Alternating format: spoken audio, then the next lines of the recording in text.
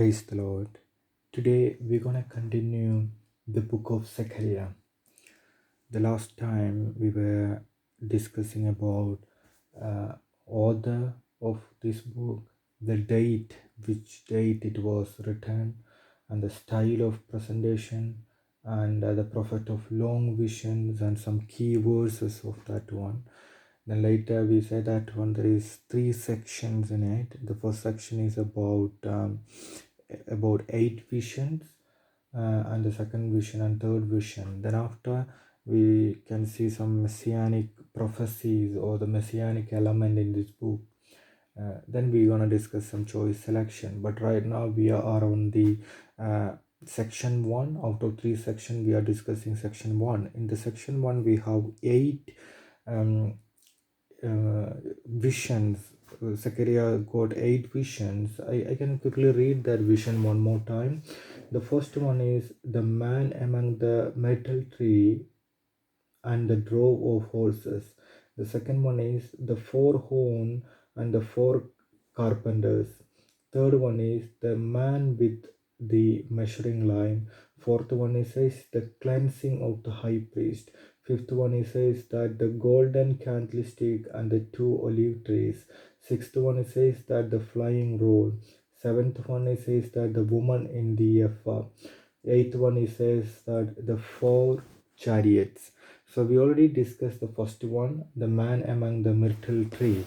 The quick summary of that one was the myrtle bushes were in the valley, but Zion is a hill. So God wanted to take his people from a deep place, that is place of trouble, and the God wanted to take them to the hill called Zion, which would be God places. So it's kind of take from the deep pit and place him in the hill. That was the major thing about that one. And the second one today we are going to discuss about the 4 horns. For that one we are I'm gonna read Zechariah chapter 1 verses 18 to 20. Yeah.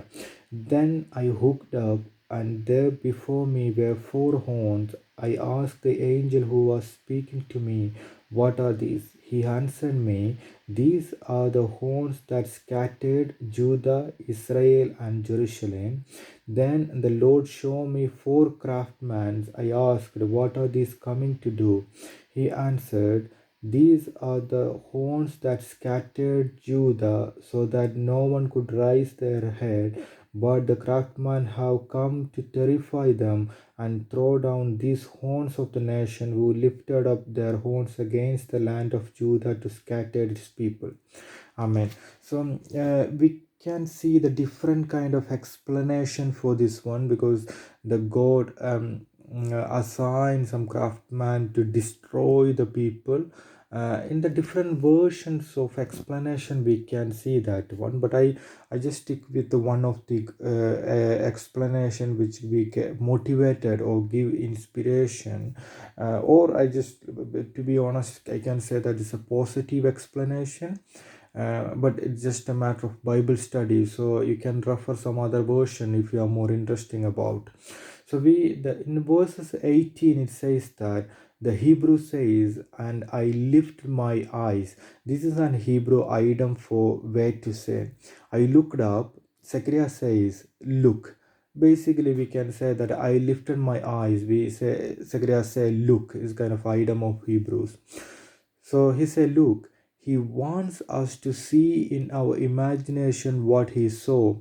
A horn was a sign of strength. So he wants us to see in our imagination what he saw. A horn was sign of strength. So horn grow on the head of some animals like cows, goats, and sheep. A horn show that the animal is strong and important. The verses 19 it says that the 4 horns mean strong countries on all 4 sides of Judah and Israel. And we can see that Assyria destroyed Israel 200 years before this vision. Babylon destroyed Judah 70 years before this vision. So these and other countries that help them are the four horns. Basically, people's yeah, the we say that these horns is the support or the strength of Israel. When the people destroy this country, the horns are the four countries who have help Israel to stand strong.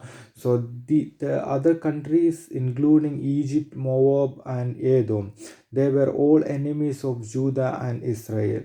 So verses 20 it says that when people caught wild animals with horns, they would cut off the horns. This would stop the wild animal hurting them.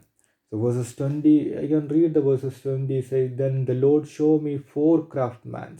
So verses 20, when the people caught wild animal with horns, they would cut off the horns, they would stop the wild animal hurting them, isn't it? The verses 21 or the 20, we can basically say that 20 in the King James, yeah, 21, I asked, what are these coming to do?